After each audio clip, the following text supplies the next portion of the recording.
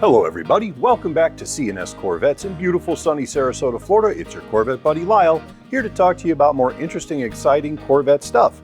And man, the last couple of weeks have been some of the craziest in the Corvette world. Let's get into it. Oh, wait. But before we get into today's stuff, I just want to cover something with you guys regarding our last video that we shot on Friday, a little shop walk around, where I talked about how we were going to not be working on anything older than 1997 in our shop anymore. Just to clarify, we're still going to be servicing all parts, and we're still going to be covering all year Corvettes on our channel.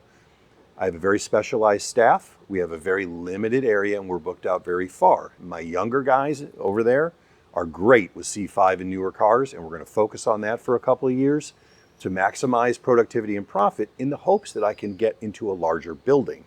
If I am able to do that, expanding back and accepting more different years in is absolutely on the table, and that's my goal. But in the meantime, just in the workshop, I've got to focus on the things that we do the best and we make the most money on to try to grow the company. So just so we understand each other.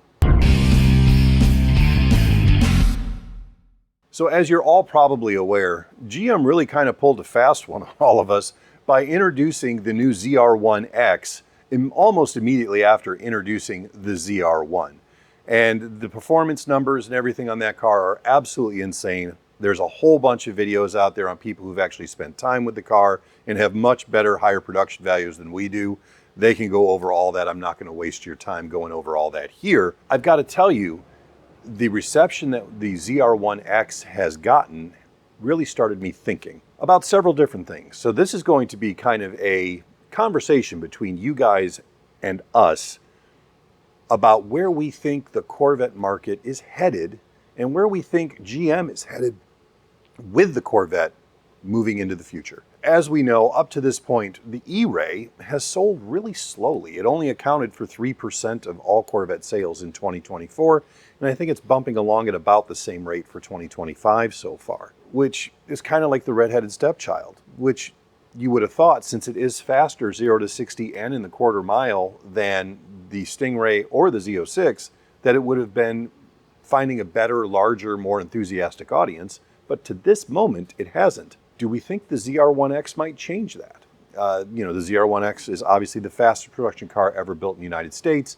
and the fastest, most powerful production car ever built for the price. No question, it's going to shatter every record at every track. It's going to make the ZR1 name worldwide famous if it wasn't already. Counter that with the electric concept that we covered that the UK design studio that GM just opened up put out for the Corvette.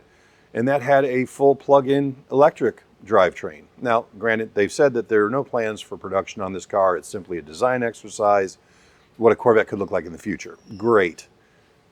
But right now, the worldwide plug-in EV market is really, really cold. Government rebates have ended here in the United States, and you have other things that are contributing to kind of the shine of the EV market kind of fading a little bit. You've had a bunch of automobile manufacturers all across the world who had committed to going, we're going to be all plug-in electric by 2028 or 2030. They've all kind of walked that back now because the market doesn't love those cars. You've got a lot of things playing into that. You've got range anxiety. If you get a call that grandma is really ill and you need to come right now and she's 500 miles away, your plug-in is going to be a tough one to use. Especially here in Florida, there's a hurricane on the way. It's a Category 9 and it's going to level your home and you need to get out of the state right now. Do you really want to have to find a place to plug in to get that done? I mean, granted, there's no gas on I-75 headed north when there's a hurricane anyway, but it's still a problem. Couple that with low customer satisfaction in general with EV and the growing infrastructure concerns that the current grid can't handle multiple plug-in EVs on any block. Because even California last year or the year before was saying, tone down your AC use because we need that power to so people can charge their cars. Most people aren't willing to give up AC in a hot climate just so people can charge their cars. Conversely, hybrids, which are still gas powered but coupled with a battery and electric motor, and there's various different configurations of that, those are still selling really well, especially when the hybrid system improves performance. If you want a car just for fuel mileage, just to eke out every mile you can out of a tank of gas, hybrids are really good for that too. But on the other side of the coin, you also can have really improved performance by adding, going from two-wheel drive to all-wheel drive and adding in the instant torque from an electric motor like we see in the ZR1X and, more importantly, in the E-Ray. Right now, you can go buy a brand new E-Ray for less than $100,000, 2025, 0 miles on it. That seems to be a real bargain to me. I've always been a huge proponent of, man, the base 1LT coupe for 62 or 63 grand cannot be beat.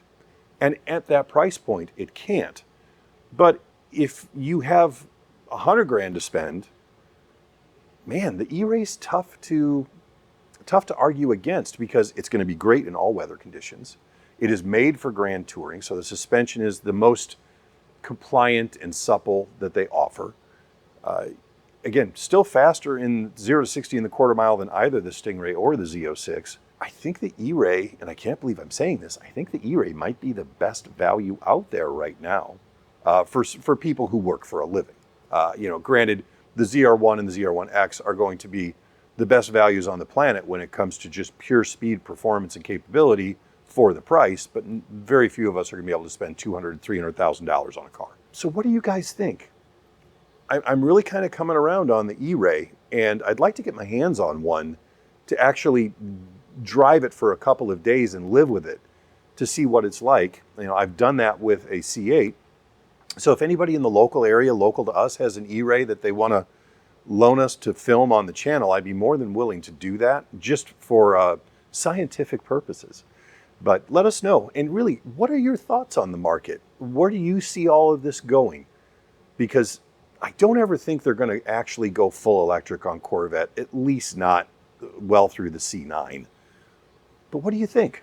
I'm really interested. Let's have a conversation about this, and let's see if we can make some sense of where we think all this is headed. Thank you so much for joining me. Have a great day.